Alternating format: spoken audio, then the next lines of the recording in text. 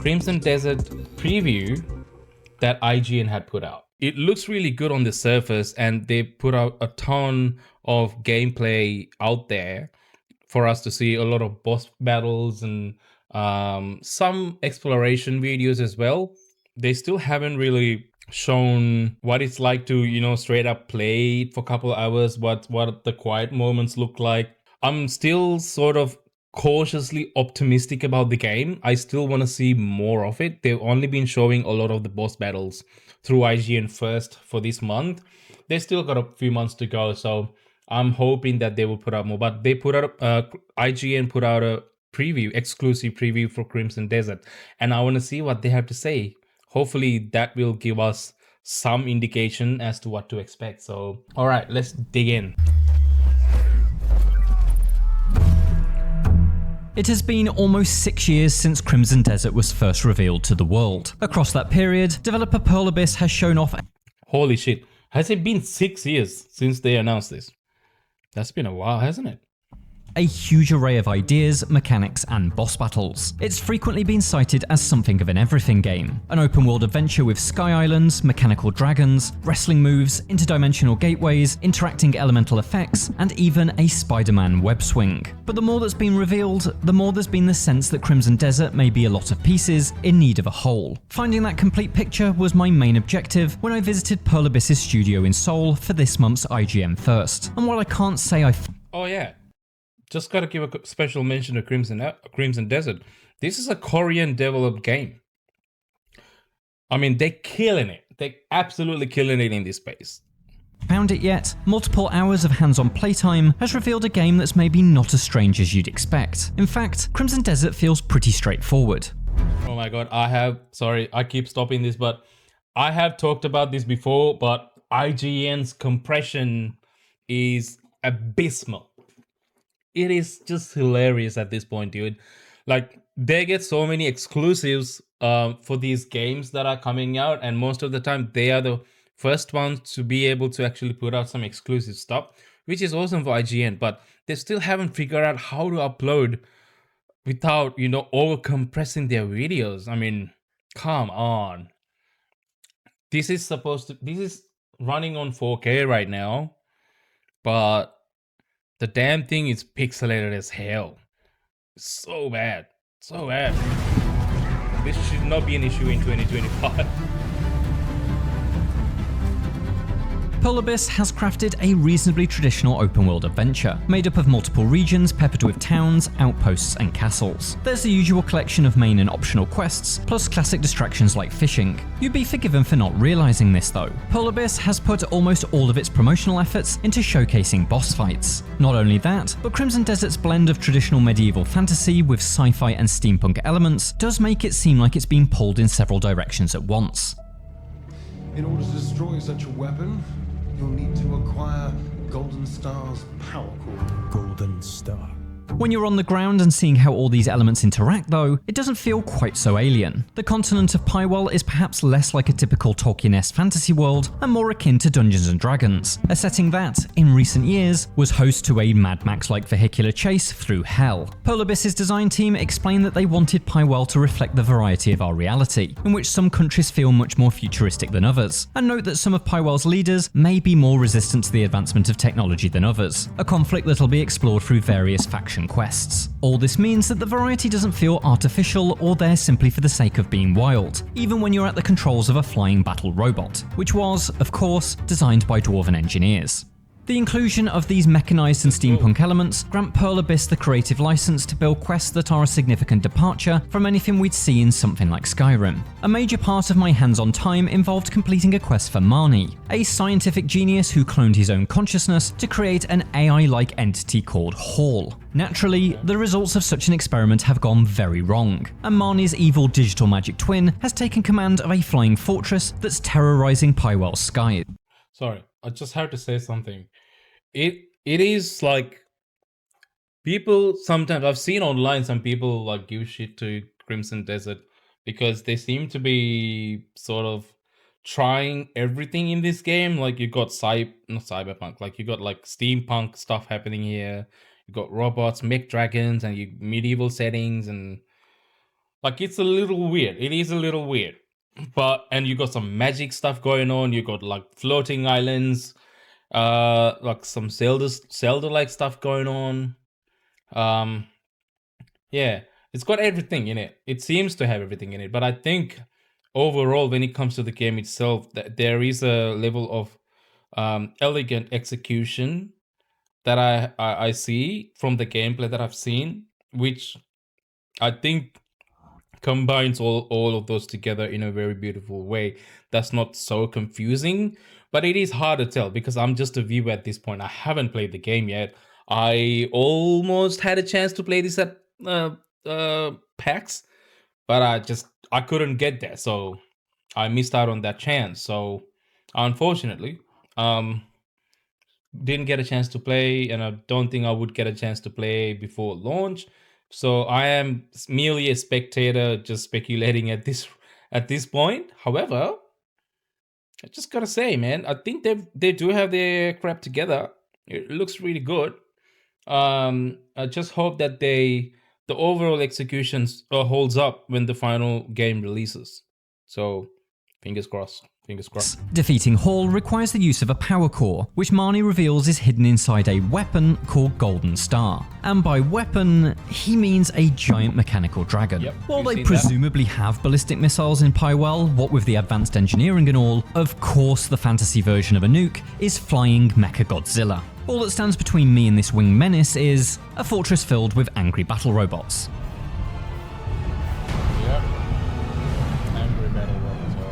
It appears that fortress assaults will be a significant recurring objective in Crimson Desert, considering that my hands-on time involved no fewer than 3 of them. I can see why Pearl Abyss was keen to show them off, as they are a showcase for some of the project's strongest achievements. There's a great sense of atmosphere, with a legion of men from either side battling the living hell out of each other, and you're caught in the middle of it all. Fun mechanical wrinkles add texture. During one attack, I was able to fire signaling arrows that were quickly followed by a bombardment of artillery, decimating enemy soldiers and reducing buildings to splinters. In another, I was able to circumnavigate the brutal melee entirely, sneaking into the castle through a crumbling wall and using the prison as a shortcut to the boss. And in my fight through the robot fortress, a backpack-mounted EMP device allowed me to fry the circuits of both the lumbering ground threats and airborne bug bots in one giant blast. There's always something new to try, something to experiment with.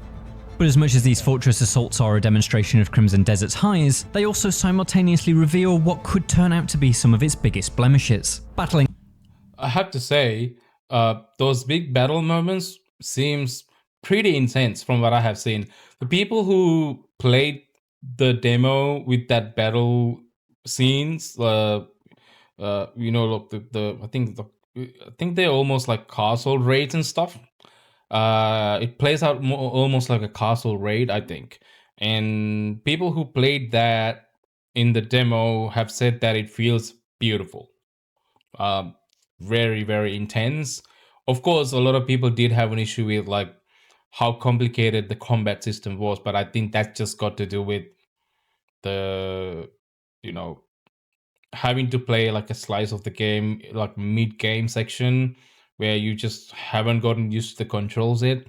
I think it's to do with that. I just don't necessarily think that it's overly complicated. We can say that about any game, really. Like if we just jump into the middle of the game without having played through the whole thing from the beginning, you would struggle. You would really struggle. That's the whole point of playing a game from the beginning and not just jumping in. But when it comes to demos, unfortunately, you just can't get around it. You just have to like quickly get used to the control and play the demo. Still, turning to face the object, activating a focus mode, rapidly tapping a button to lift your target, and then finally using your telekinetic powers to manually move it. All of this is a slightly baffling annoyance when erecting flags, but it turns into a genuine frustration in the middle of a boss battle, when you're desperately trying to swing a fallen masonry column during the precious few seconds when the boss is stunned.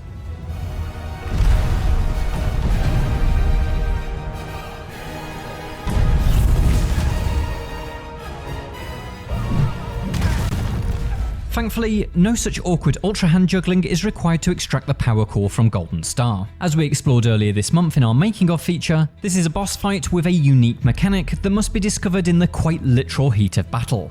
The dragon's flaming breath activates an array of pylons dotted around the arena, which then It is very interesting how much thought has gone into different bosses in this game. They literally thought out like every single mechanic down to like just how to attack them. It's just a whole different system for each boss, which is so cool. Dispense EMP bombs that you can fire from an arm-mounted cannon. The system creates a repeating phase loop. Golden star circles above, belching the flames that produce the EMP bombs that will eventually bring him crashing to the ground, where you can unleash a barrage of strikes until he reboots and begins the cycle anew. Perera are keen to point out that you don't have to do this. You could, for instance, use lightning-reefed arrows to apply a stun, or simply chip away at his health bar with ranged attacks. But I feel that the real enjoyment in all of Crimson Desert's boss fights have been finding the unique mechanic built into the arena or even the enemy itself. Like I said, it is so cool that they have given you like so many options to take down a boss, no matter how different each boss is. There's no one certain part that you have to take.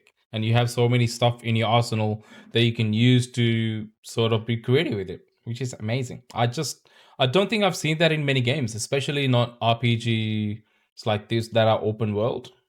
Haven't really seen it. It's very cool.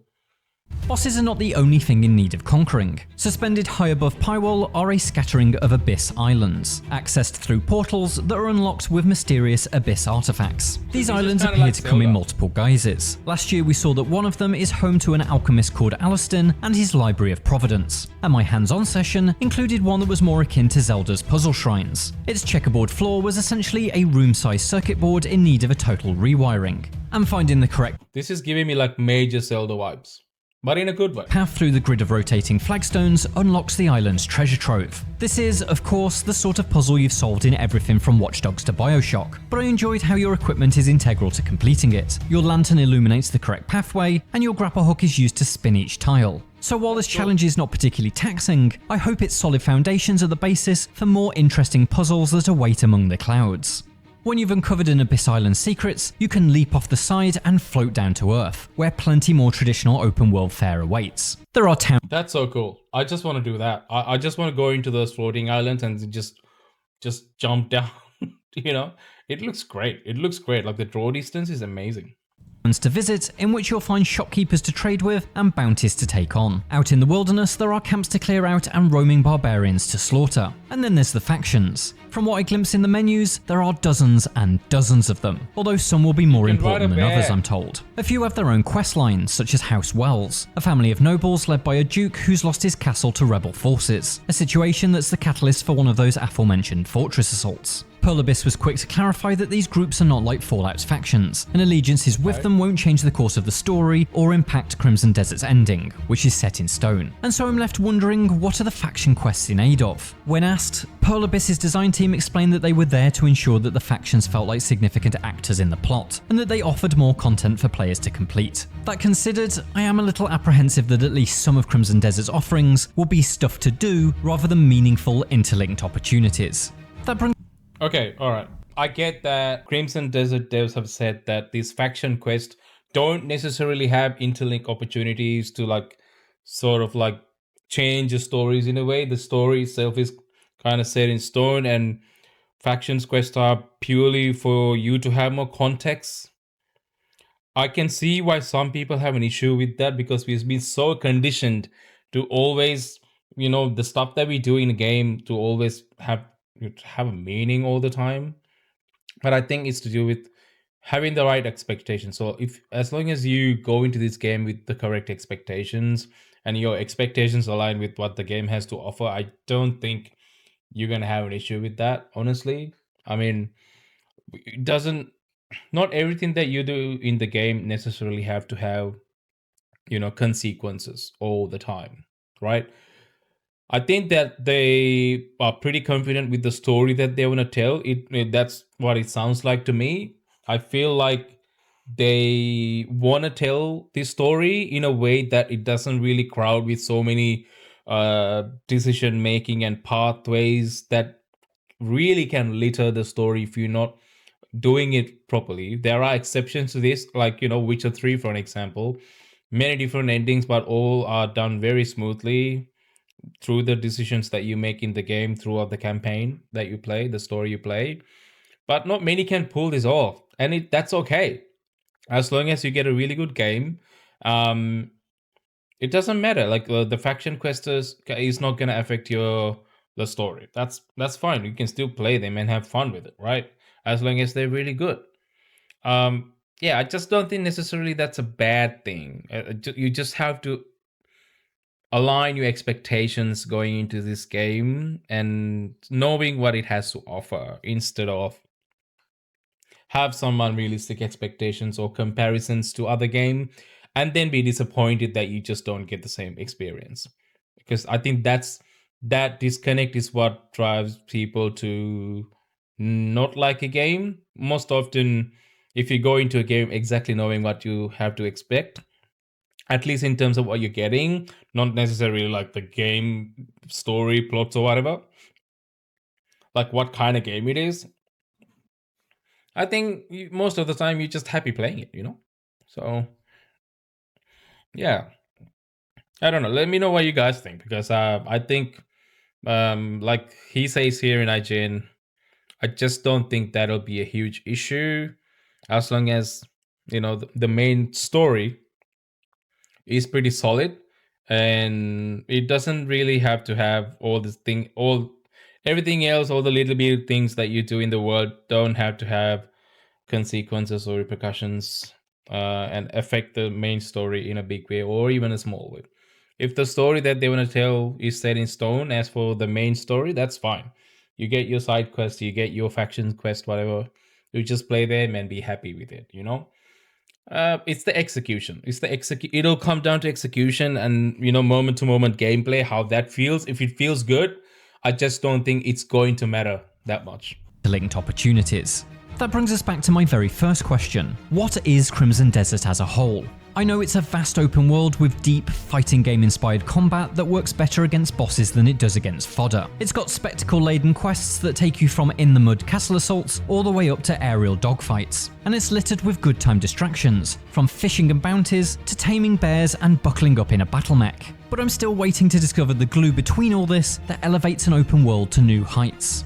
Shadow of Mordor has the Nemesis system, which chains its enemies together into a foe-conquering big picture. Red Dead Redemption 2's systems are united by a pursuit of realism and authenticity that makes its campaign feel like a life lived rather than a game played. And this year's Ghost of Yotai links every activity on its map to Did he just say Ghost of Yotai? a new unlock on your skill tree, ensuring even little diversions are a growth opportunity. That's the stuff that's so far been missing from Crimson Desert's demonstrations, and the thing I hope will eventually be revealed when I get to play multiple consecutive hours rather than a collection of isolated quests and bosses. Without it, I still think Crimson Desert stands a solid chance at being an overall good time, but with it, it could become something much more special. For more from Crimson Desert, check out our... Yeah, okay. So I do agree with that last point that he raised. Like I said just before, we have seen a ton of gameplay when it comes to Crimson Desert, more than most of the games that we see these days, However, we still haven't seen a lot of moment-to-moment gameplay as of yet.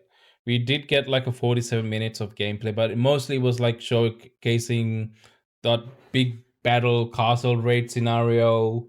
And we've seen a lot of boss fights, they put a lot of emphasis on the boss fights. However, moment to moment gameplay, what do you do when you get from point A to B? What does that look like? Do you get distracted by stuff? Is there like things to do on the way? They say there's fishing and stuff. Like, what does that look like? We haven't really seen those, like what it looks like when you're not doing anything. I think that's also important for them to showcase. I don't think they're doing it because like it's shit or something. But it is the moment to moment gameplay, getting from A to B tends to be a little bit more boring than showing off, boss fights, which are the cool stuff, right? Which are the highlights. But if you take any game, any open world game, getting from one place to another always involves a little bit quiet time. That's what it's supposed to be. And you do get distracted by a lot of stuff, little bitty things and nooks and crannies in the world, which is what it's supposed to do as an open world, right? The latest example that I can think of, which I'm still playing, by the way, I haven't finished, Ghost of Yotai. Ghost of Yotai is super great at getting you distracted. You will be doing for hours anything but the main story.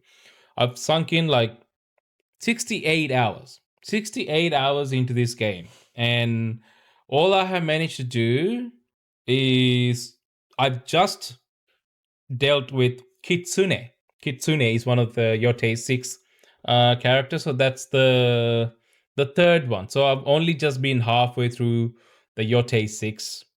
I've still got a half of him to go. And I've been distracted by just doing all the side quests, man. And it is what it is. And the side quests are really good in that game too. They're not super in-depth like Witcher 3. Witcher 3 is a whole new level. But they are still super engaging, and you still want to like do them because they're some of them are really funny too. Some of them are very unexpected surprises. So like I said, that's kind of what open world's supposed to do, and I haven't seen that part of this game, which is what I hope they would show off in the coming months, because this is not coming until next year March. Still got a few months to go before they have to lock everything down. So I hope that's what they would do, that they will show off that moment to moment gameplay. I hope that they would maybe get people to try the game, which I think would be really good for the game itself, because it is kind of a debut for the studio for this kind of game. They made Black Desert Online, which is an MMORPG, I think. I haven't played it, but this kind of like, open world action RPG, bespoke adventure style open world single player game, they haven't done before. So this is totally ambitious to what they have done before. So I think it would really help them to get people to actually try it, and like, a couple of hours, or at least, several hours of the game, at least early sections of the game, just before launch, and get them to, preview the game and give their honest impressions. I would love to do that myself, but let's face it, I'm not that big. I'm not even big at all. So the big YouTubers out there who are doing this stuff already. So it would be really good for them to actually get their hands on and actually showcase what the game looks like from moment to moment, and that'll probably get a lot of people over the line to actually spend their money on this game. So I really hope they do that. I just don't know what they will do. IGN first is great and all, but I would like to see some really good quality gameplay as well. I'm kind of sick of seeing IGN's overcompressed slop at this point, because everything just looks pixelated to death. So it's really hard to make out the details in that game. I'm sure that it looks way better than what it looks like in these IGN videos. I really want them to put out like good quality high res gameplay for people to see as well. Even if the same gameplay they put on IGN, if they re-upload it with this garbage over compression, that would be nice. That would be really nice. So I hope they do that as well. But yeah, let me know what you guys think of this game. I'm really, really hyped, but like I said, I'm cautiously optimistic about it. But yeah, just keeping my fingers crossed and really rooting for this game, because I really hope that it has a great potential. So I hope they nail it. I really hope they nail it, because it's got a lot going on, and it would suck that all this ending up amounting to not much. That would suck. So I really don't want that to happen. Not after all we've seen.